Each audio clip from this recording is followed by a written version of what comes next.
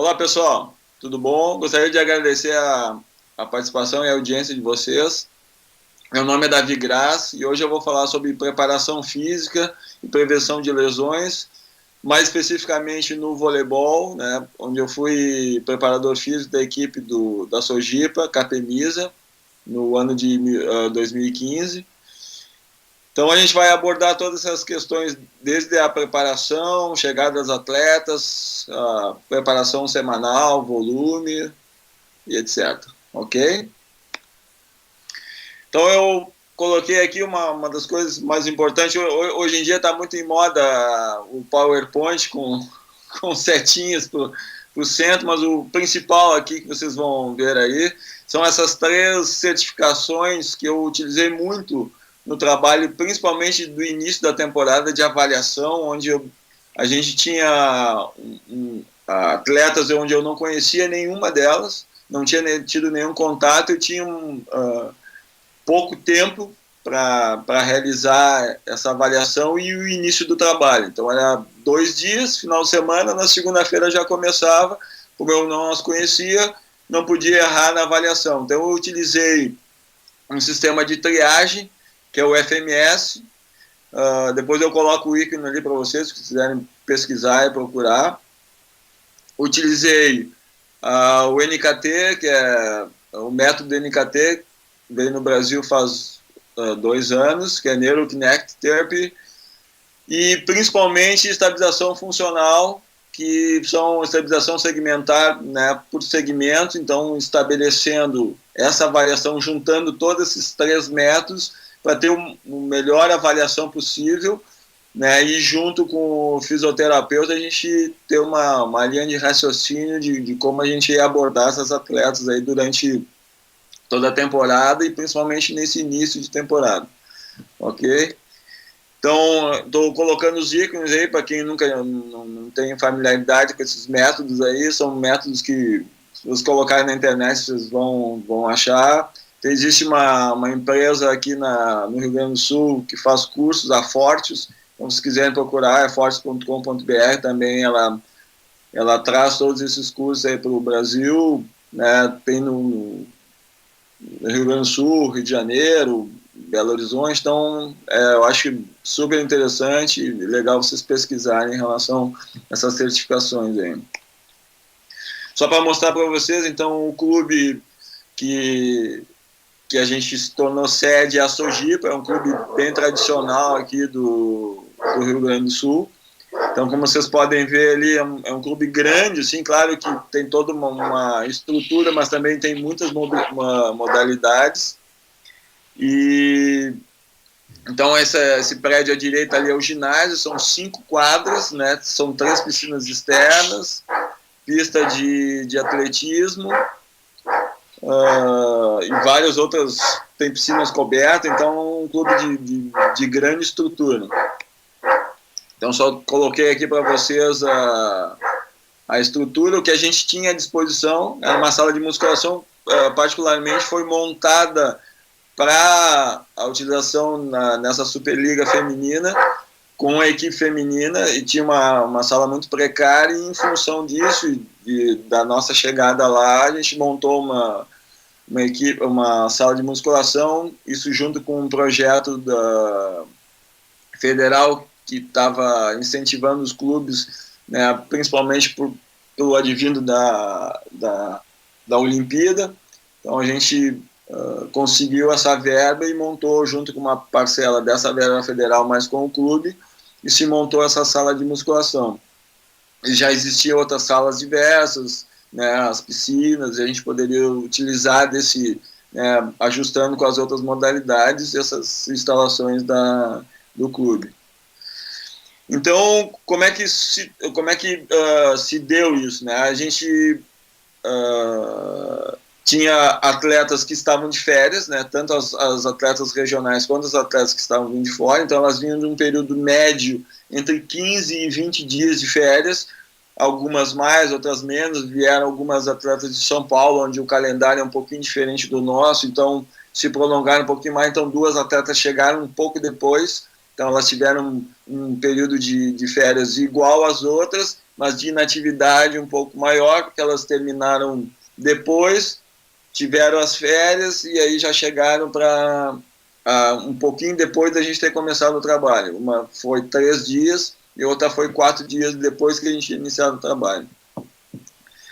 A gente tinha 18 dias apenas para estreia em casa, né? Então isso era um fator complicado de, né, atletas vindo 15 a 20 dias de férias e ainda a gente tinha poucos dias para ajustar tanto física quanto tecnicamente a equipe.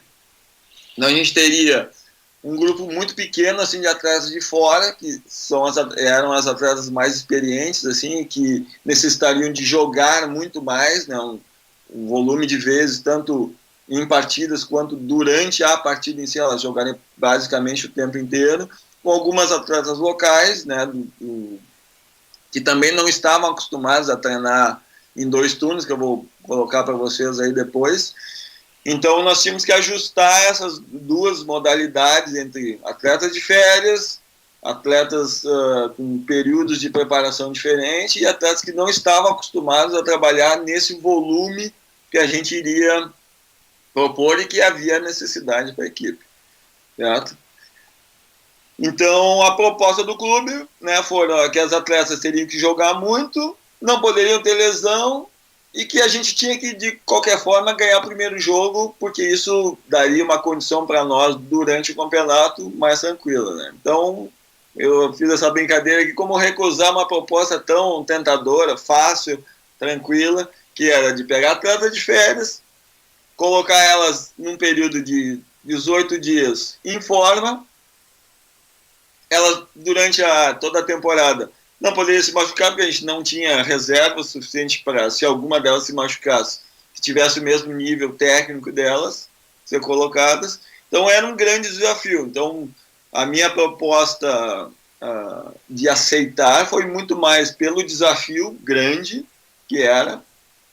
E outra coisa assim que vale ressaltar, assim, eram 8 equipes, né? A nossa era o 5º investimento financeiro. Existiam outras equipes de São Paulo, né, 3 equipes de São Paulo, uma do Paraná, que tinham investimentos maiores que o nosso. Então isso é uma coisa a se ressaltar, quer dizer, a gente não tinha muitas condições financeiras. Então foi realmente bem desafiador isso, tenso, mas que faz parte, né? A gente tem que optar, ou fica na zona de conforto, ou vai para o trabalho, né? Eu optei ir para o trabalho. Então a comissão técnica foi formada técnico, assistente técnico, né? Eu na preparação física, fisioterapeuta, existia mais um terceiro auxiliar que ele fazia ajuda nos treinos e a filmagem do treinamento e dos jogos, tanto nós quanto dos adversários. Existia um massoterapeuta que, né, nos ajudou em determinado momento da preparação, e a partir, né, supervisor e um diretor do clube que administrava todas as questões administrativas, viagens e etc. Então, o principal disso, por a gente ter muito pouco tempo, a exigência ia ser grande, né, a gente tinha que ter, obviamente, um bom planejamento. Então, não existia como a gente estabelecer isso sem planejar, e principalmente nesse caso muito específico, foi um contato muito direto meu com o técnico, a gente determinar exatamente volume de treinamento, o quanto seria mais importante nessa primeira fase, preparação física, nós invertermos a curva nesse período. Quando chegasse mais perto da estreia, a preparação diminuía um pouquinho o volume, aumentar um pouquinho mais o trabalho com bola, e nisso fazer essa troca, principalmente de preparação física, do que ia ser, que é o mais importante, é a parte técnica. As atletas têm que estar bem na parte técnica, não adianta estar fisicamente bem se tecnicamente elas não estão bem. Então a preparação física é um auxiliar dessa questão técnica, então eu tinha que avaliar muito juntamente com o técnico o que ele ia fazer, eu dizendo, nós precisamos, né, dessas valências físicas aqui, eu vou trabalhar dessa forma, e a gente foi conjugando semana a semana. Então existia todo esse planejamento anterior, e depois por semana ou às vezes até antes disso, né, se a gente percebia nessa avaliação individual das atletas que alguma precisava ser poupada, né, em determinado momento do treinamento elas eram poupadas, porque a gente tinha uma diferença muito grande de uma atleta para outra, de atletas que, como eu falei antes, não tinham costume de trabalhar em 2 turnos, né? Outras estavam de férias, então isso era muito importante, a gente planejar muito bem isso, e até pelo exíguo espaço de tempo que a gente tinha de preparação para a estreia, e realmente, o que eu brinquei, mas é a verdade, a gente tinha que ganhar, era obrigação, assim como o planejamento daquele primeiro jogo ser muito decisivo para nós, até porque era um jogo em casa, nós tínhamos que ganhar, né? E além de pressão, de direção, tudo que, né, sempre existe. Então, a vida é assim.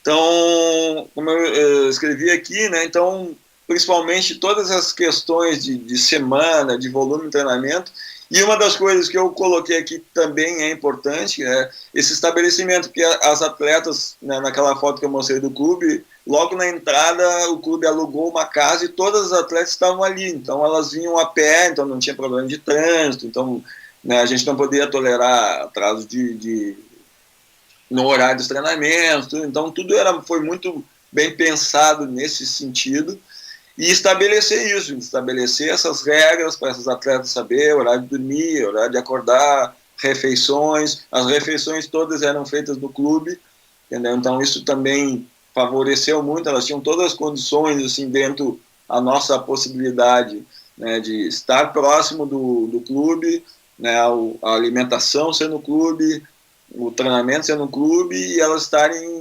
poder sair caminhando de casa, né, 10 minutos antes do treinamento, já estar no ginásio à disposição tanto da preparação física quanto da comissão técnica. Então isso, né, todo esse trabalho de planejamento, e sempre quando você vai iniciar um trabalho, né, dessa magnitude, aí, né, tem que ter planejamento, senão não vai conseguir atingir o objetivo. Então aqui eu coloquei para vocês, só para vocês terem mais ou menos uma ideia, isso é um básico, obviamente que eventualmente a gente tinha alguma variação, né, porque nesse período a gente sempre tinha os jogos no sábado à noite, nós tivemos nesse período, como a Superliga acontece no período de férias ali, teve uma semana que teve o Carnaval, que não houve jogo, mas houve treinamento. Então a gente teve um período um pouco maior do primeiro jogo, aí para o segundo jogo houve o Carnaval no meio, então a gente teve um período um pouquinho maior, então a gente conseguiu fazer aquela preparação inicial para esse primeiro jogo, né? E depois a gente teria um segundo momento que teria um pouquinho mais de tempo, era um jogo fora de casa, então depois eu vou mostrar para vocês aqui que a semana fica um pouco mais curta, porque tem viagem, né, tanto de ida quanto de volta, então sempre normalmente, né, a gente tinha que administrar bem. Eu coloquei folga, que a gente tem uma gíria que a gente chama de quebra, então a quebra do número de treinamentos, normalmente a gente ficava em torno de 4 a 5 turnos e havia uma quebra, eventualmente um pouco mais, se o volume de treinamento era um pouco menor ou não tinha muita intensidade, a gente podia aumentar um pouquinho, elas trabalharem 6 turnos e descansar no 7º. Então era muito bem administrado isso com o treinador e comigo, então a gente tinha um afinamento muito próximo, às vezes a gente tinha contato diário, né, no final do dia, amanhã vou treinar isso e isso, né, a questão técnica muitas vezes envolve um planejamento, mas se a equipe houve um treinamento de determinado fundamento e ele não foi bem no jogo, o treinador tem que voltar ou mudar um pouquinho, e a preparação física tem que se adaptar. Não, se é um treino mais de ataque, que vai ter muito mais saltos, né, eu não posso lá na preparação, né, ter a mesma intensidade que eu teria se elas fossem treinar passe, por exemplo, que é um treino mais de deslocamento, sem muito salto. Então todo esse trabalho era feito tanto semanalmente quanto diariamente, né, análise das atletas, ver como está todo mundo, monitoramento. O fisioterapeuta também tinha um horário com elas todos os dias de avaliação, se estava tudo bem, que todas as atletas foram orientadas a qualquer segmento que saísse fora do seu padrão, que nos comunicasse, era feita uma avaliação em seguida, né? Tanto no treinamento, às vezes do treinamento da manhã para a tarde acontecia alguma coisa, elas tinham o horário do fisioterapeuta de tarde para ver essa adequação, ver o que aconteceu e se precisar ser poupada um pouco no treinamento da tarde para estar bem no outro dia. Então era muito bem pensado isso, muito falado, muito conversado, para a gente não ter nenhum problema nesse sentido de excesso de volume, né, e aumentar essa chance, né, de lesão, que como eu coloquei para vocês, a gente não tinha atletas de reposição, aquelas atletas seriam as 6 que estavam jogando, a líbero, e, né, para quem está acostumado com voleibol, é que a gente chama da inversão do 5-1, então a gente tinha uma oposta e uma segunda levantadora que estavam mais ou menos no mesmo nível. Então era basicamente isso que a gente tinha de possibilidades, então essas atletas não podiam, né, chegar, não ter condições de jogar, entendeu? Então a gente tinha que ter muito cuidado em relação a isso. Então aqui eu coloquei para vocês uma diferença em relação ao turno da manhã à tarde, que sempre pela manhã, fora o treino do dia do jogo, eram divididos em 2 grupos. Então esses grupos, um treinava com bola e a parte física e depois se invertia. Aí o que treinou bola ia para o físico, treinou físico ia para o bola. Existia uma alternância de grupos e muitas vezes existia um acerto também meu com o técnico, eu quero que essas atletas treinem depois, entendeu? Então elas treinavam com bola e depois treinavam físico, ou invertido. E às vezes essa mudança também de grupos, né? Então existia aqueles grupos que às vezes treinavam antes ou depois, um grupo de 6 a 8 atletas, e depois também existia uma mistura, mais visando a parte técnica, né? Porque às vezes ele queria treinar mais os jogadores de meia, mais as ponteiras, dependendo do que fosse o fundamento, e às vezes se existia algum déficit na preparação física que era necessário para determinado grupo, a gente fazia a troca, e essas atletas que precisavam de mais intensidade, elas treinavam depois do trabalho com bola. Então aqui normalmente isso era um padrão de semana em casa, né? Como eu falei para vocês, eventualmente havia alguma troca, né, nessa folga. Aqui estava na quarta de manhã, eventualmente, dependendo do volume, às vezes essa folga ficava na quinta. O jogo sempre acontecia no sábado à noite.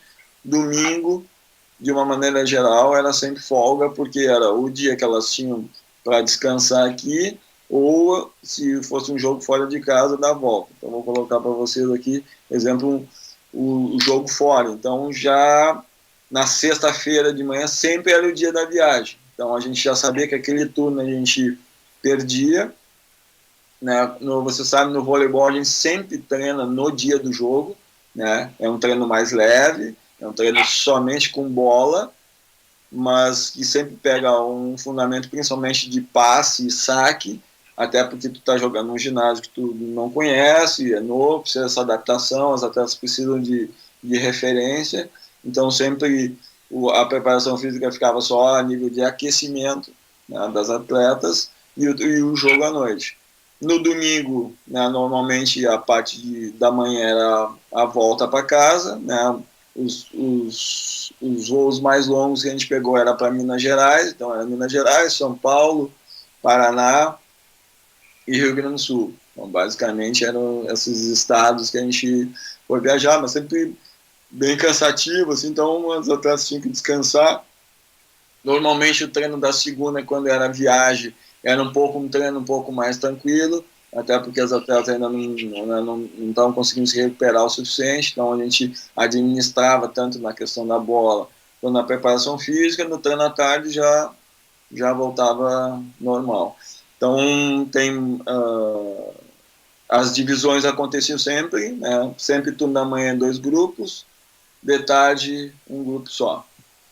Então, como eu havia conversado com vocês, né, eu utilizei aqueles 3 métodos de avaliação. Então, como eu não conhecia as atletas, o primeiro critério que eu usei foi de triagem. E eu acho que o FMS acho que se encaixa bem nessa categoria, que ele consegue determinar para ti se existe, né, alguma disfunção em determinados padrões de movimento, e através disso tu monitorar e segmentar cada atleta, né, o que aconteceu, o que né, tu precisa dar uma olhada, e através daqueles outros métodos do NKT e principalmente da estabilização funcional, a gente determinar o que fazer, né? Eu acho que o FMS é um bom critério para fazer uma triagem, tu separar grupos grandes, né, com pouco tempo, porque é uma avaliação muito rápida,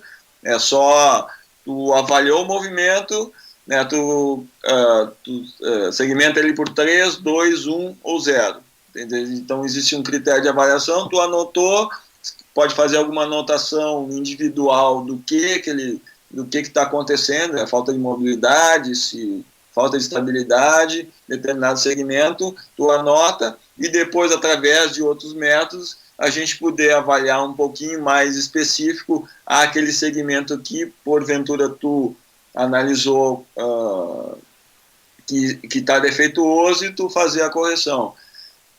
A questão do FMS, que eu, né, converso com outros profissionais e quem entra em contato comigo, é que nem sempre as correções são o melhor caminho do FMS. Eu acho que ele, como triagem, é uma excelente ferramenta, poderia melhorar as questões de correção. Acho que existem outros métodos mais eficazes e a gente comprovou na prática que realmente funcionaram muito bem, né, porque a gente conseguiu, né, adiantando um pouco a temporada, a gente conseguiu levar até o final, né, sem as atletas terem lesão significativa nenhuma que impedisse elas de jogar, né?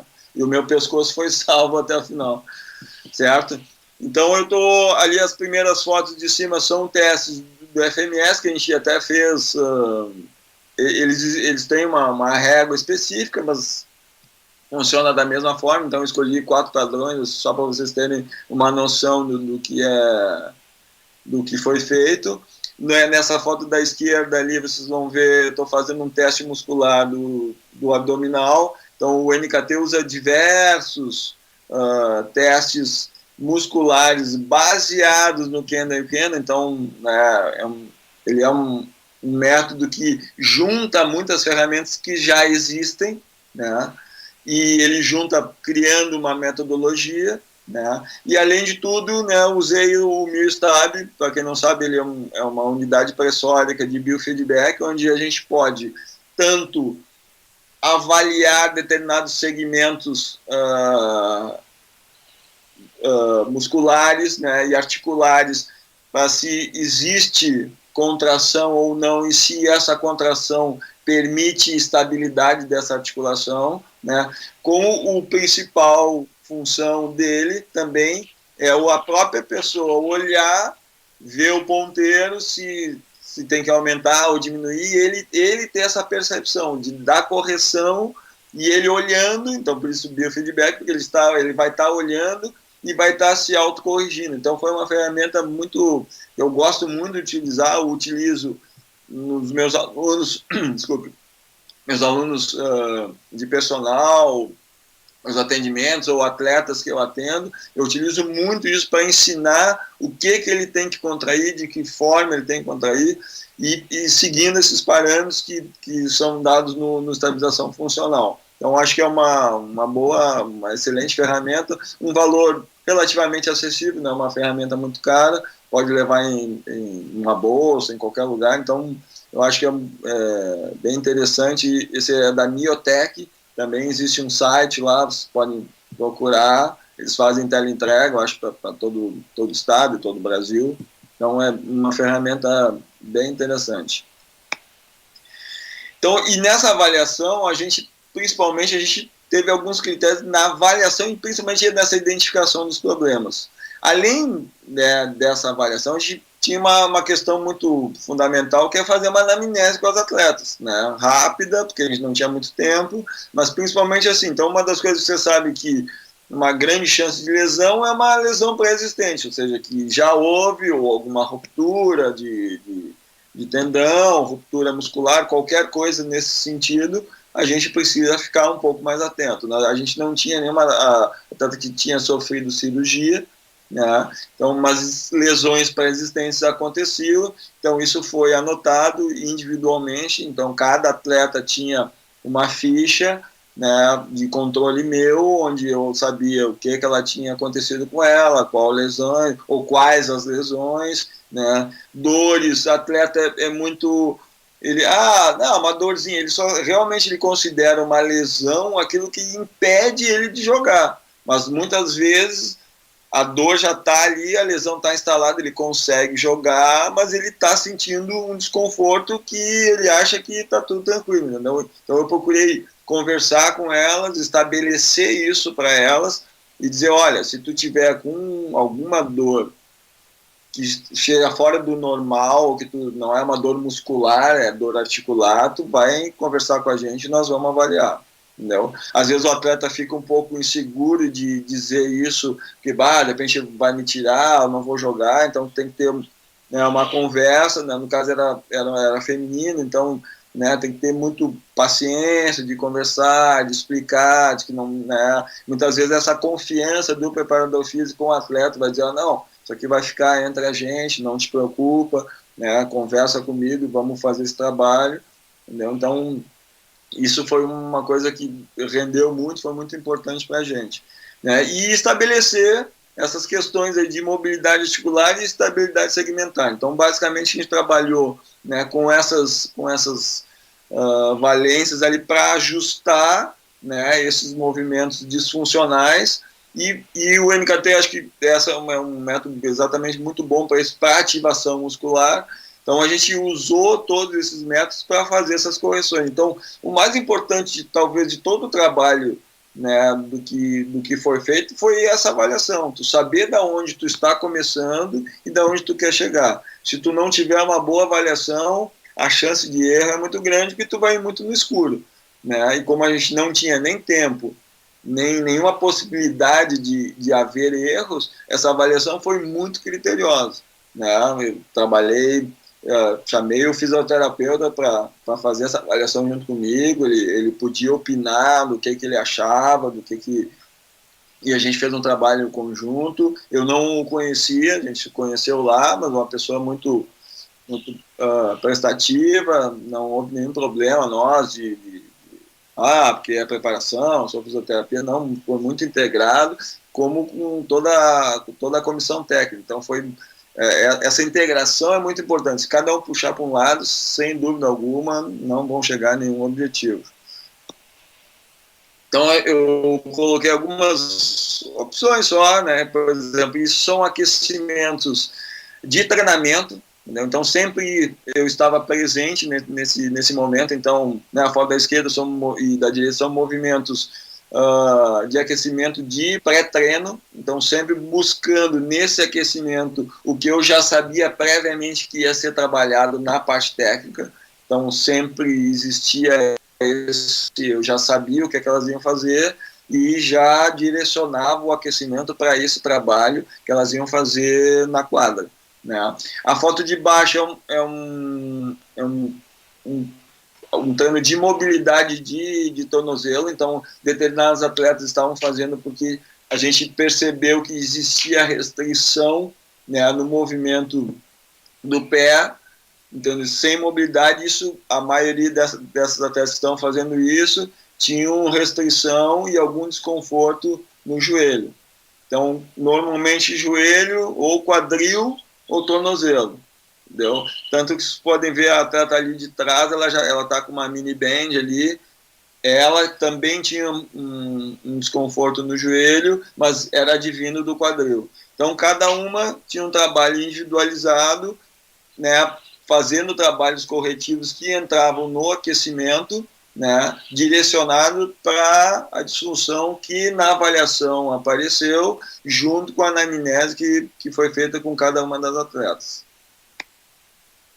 Então, de uma maneira geral, né, o nosso aquecimento sempre começava com liberação, uma autoliberação miofascial. Eventualmente, se tinha um atleta muito, um desconforto muito grande, ou eu, ou o fisioterapeuta, a gente fazia na atleta a liberação, né? Aí vocês podem pesquisar, existem diversos métodos, né? A própria liberação manual, né? A gente utiliza uma ferramenta que é o Char, né? Que quem fizer o curso de estabilização funcional vai ter, né, o aprendizado dessa ferramenta. Vocês podem procurar na internet aí. Vocês vão achar uma outra utilização, porque é uma ferramenta chinesa muito antiga, mas a gente usa de uma outra forma muito mais tranquila. Vocês vão achar foto lá que o pessoal, né, quase arranca o couro do vivente, como a gente diz aqui no Rio Grande do Sul, muito, tá? No Guaxá. Só isso?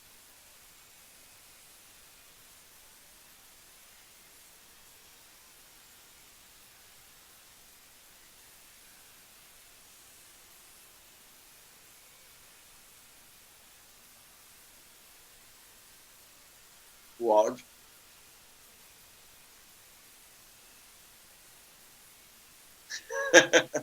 Tá bom. Então, no aquecimento, né, todo sempre no início do treinamento, as atletas faziam autoliberação miofascial ou com rolo, com foam roller, com bolinhas maciças, né, para determinadas regiões, ou ainda se determinado atleta tinha uma disfunção ou a musculatura estava muito com desconforto muito grande, né, ou eu, principalmente eu, às vezes o fisioterapeuta, a gente utilizava de uma outra ferramenta, que é o Gua Sha, uma ferramenta chinesa, vocês vão até podem pesquisar na internet. É uma ferramenta que na utilização da medicina chinesa é feita com bastante intensidade. Vocês vão ver que tem fotos assim com a pele muito sensível. No nosso caso, a nossa utilização é outra, né? É uma utilização muito mais suave, mas que tem um resultado muito grande, muito expressivo. Para quem estiver interessado, né, tem o curso de estabilização funcional, onde eles ensinam a essa utilização dessa ferramenta. Pô, isso ajuda muito na liberação muscular. Isso a gente atinge, né, o órgão tendinoso de Golgi, né, o fuso muscular, faz uma raspagem e aquilo libera a musculatura, normalmente dando uma capacidade de movimento muito melhor. Então, é uma excelente ferramenta, como a autoliberação, né? A gente tinha 3 atletas que tinham hipermobilidade, então elas tinham as articulações um pouco soltas, então elas tinham uma grande amplitude, né, da articulação. Então o alongamento, por exemplo, que é uma coisa que a gente usa em determinados momentos, não antes do treinamento, mas em determinados momentos, essas atletas não faziam alongamento porque elas tinham uma amplitude muito grande e a chance de se machucar nessa articulação era muito grande, elas só faziam liberação miofascial. Ok? Aquecimento articular, normal, tranquilo, sempre visando muito a questão da parte técnica, o que vai ser feito na parte técnica, era visando, o aquecimento visava essa parte técnica. O aquecimento muscular específico, se vai haver salto, se vai haver deslocamento, né, de que forma, se vai haver muito saque, então um trabalho específico de aquecimento de ombro. A gente fazia já no aquecimento, então essas atletas que tinham alguns problemas de estabilização segmentar, principalmente em coluna, e as atletas que são atacantes de força, ponteiras que precisam de muita alavanca, né, no tronco, elas faziam um trabalho específico e muitas vezes, tanto na parte física quanto, né, no aquecimento, elas tinham alguns exercícios específicos para elas especificamente. Então, neste momento do aquecimento, cada uma tinha um exercício, às vezes, dependendo da atleta, 2 específicos para a sua disfunção. Então, isso dependendo do que era a disfunção, do que fosse treinado na parte técnica, a parte física e de corretivos era utilizado. E como eu falei anteriormente, a questão do treino físico e técnico. Aqui é só para vocês terem uma noção, Obviamente, quando a gente não teve uma participação direta, assim, porque todas as modalidades, inclusive nós, utilizávamos essa sala de musculação divididos por horário, então normalmente era a nossa modalidade com alguma outra modalidade, então nós não tivemos ingerência, assim, de que tipo de equipamento o clube ia comprar, então ele meio que determinou lá, fez uma enquete, mas perguntou para os setores, né? Particularmente eu não gosto de trabalhar muito com máquina, né? Então vocês podem ver ali que a gente tem um grande número de máquinas ali, mas eu procurava sempre trabalhar, né, exercícios unilaterais, até porque o vôlei é um esporte que necessita, né, dessa capacidade do atleta de saber diferenciar nos planos, né, frontal, sagital, transversal, todos os movimentos, né? Então a gente tinha que utilizar, né, e usava algumas outras formas, alguns outros equipamentos fora dos aparelhos, tá? Então uma das formas que a gente achou foi fazer alguns treinos externos. Então eu sou consultor de uma academia aqui em Porto Alegre.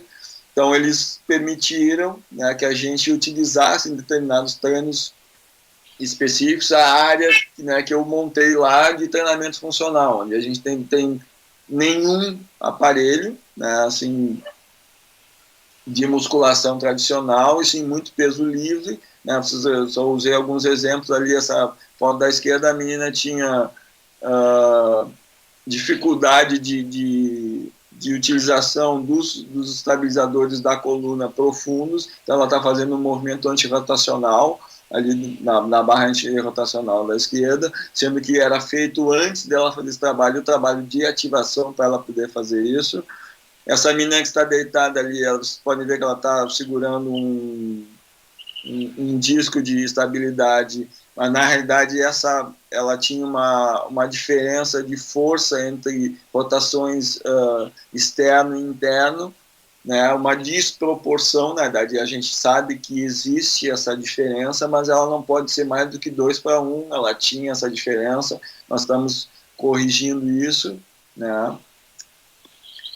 Aqui eu só tirei uma foto, né, de todo o grupo, mas para vocês terem uma noção de equipamentos que a gente usou. A gente tem as gaiolas, os pesos livres, né, a barra hexagonal está ali na nossa frente. Então nós tínhamos muito mais equipamentos que a gente consegue transferir esse treinamento para a questão técnica do que propriamente aparelhos. A gente utilizou aparelhos, mas de uma forma mais específica para algum determinado segmento muscular que precisava ter um reforço, mas sempre, como eu falei, sempre utilizando desses outros métodos de ativação anteriores a esse trabalho físico que elas iam realizar.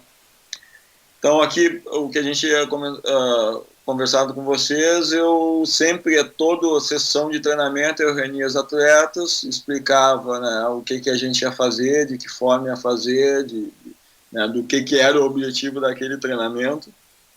Então sempre isso é importante, esse contato diário com as atletas, elas saberem o que tu está fazendo, por que tu está fazendo aquilo ali, que são pessoas, né, elas dependem do corpo delas para trabalhar, então elas precisam saber exatamente qual a importância daquilo ali, o que ela tem que fazer. Então eu sempre fiz questão de, a cada momento, conversar rapidamente com elas, nada muito longo, mas dando a diretriz do treinamento.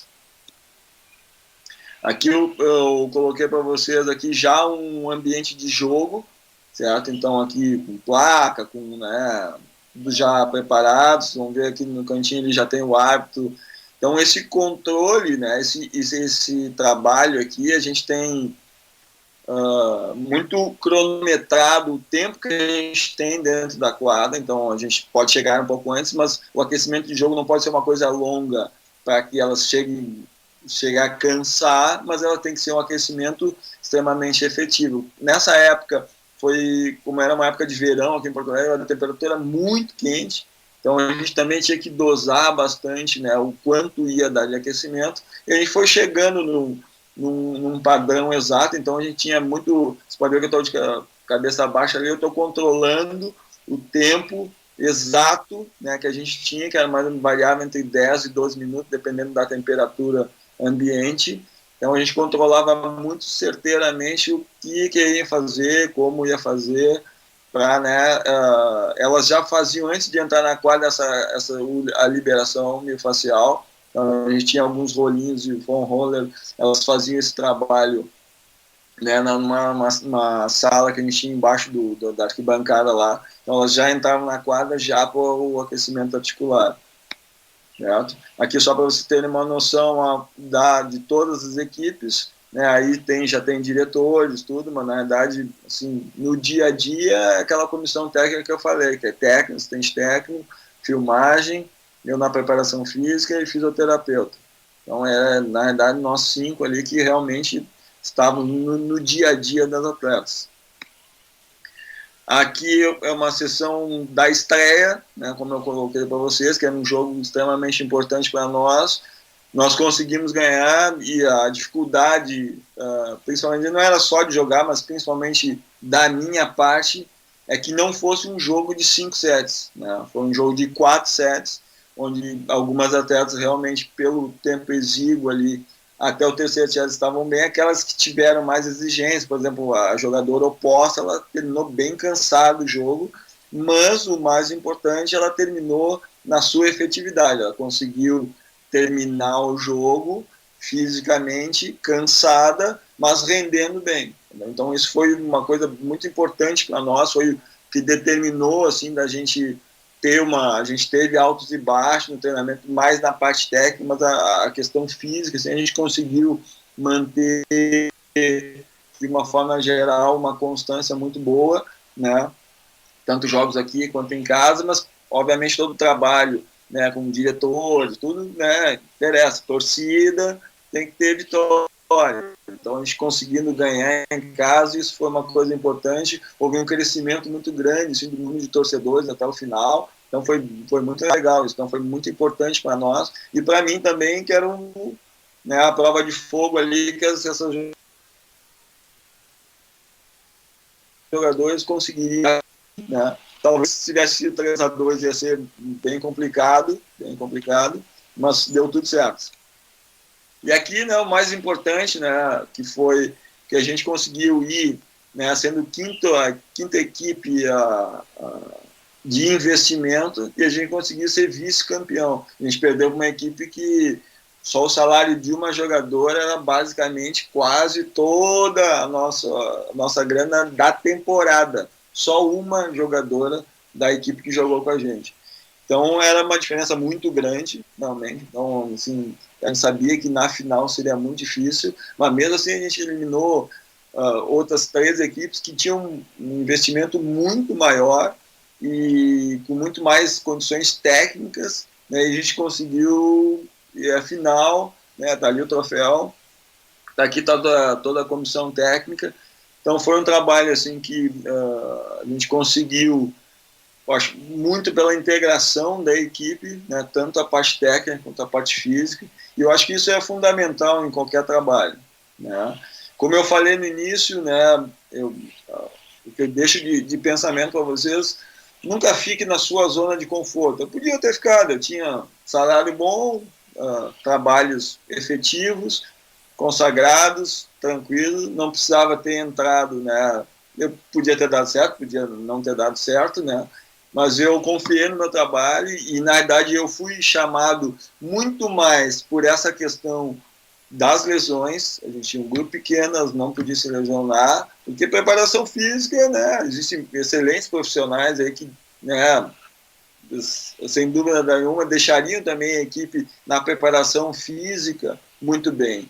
Só que a questão não era essa, a questão era elas tinham que estar bem fisicamente e ter uma prevenção de lesão excelente. Né? E foi o que aconteceu. Então a gente fez um trabalho com a comissão toda, então foi muito bom, assim, eu fiquei muito contente com o resultado. Espero deixar para vocês isso. Quer dizer, planejamento e trabalho, normalmente você vai conseguir chegar a um objetivo. Tranquilo? Eu queria agradecer muito a audiência de vocês, espero, na medida possível, ter ajudado vocês. e estou à disposição aí para qualquer dúvida e esclarecimento. Falou? Um abraço.